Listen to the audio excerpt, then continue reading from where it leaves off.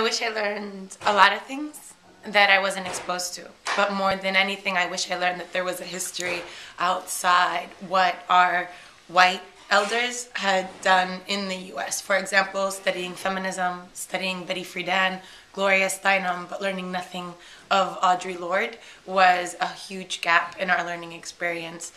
Knowing that there's an indigenous culture that resisted, that wasn't extinct, but continues to exist, and how it's negotiated with treaties that were made and broken with Native Americans in the U.S., and how that legacy continues in reservations and also in many forms of drug addiction that are directly related to an initial treatment with these communities. And that's also reflected in African American communities, and how after Jim Crow, the way that there's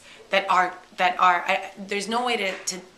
describe it in one homogeneous grouping without saying that our ruling elite dealt with African American populations in the aftermath of Jim Crow by criminalizing their behavior and continuing and perpetuating a system of segregation and domination, but using the prison system to translate for what would have otherwise been free labor. And so any of that in high school, to understand our contemporary conditions, would have better prepared me for the shock I got when I did expose myself to that once in college.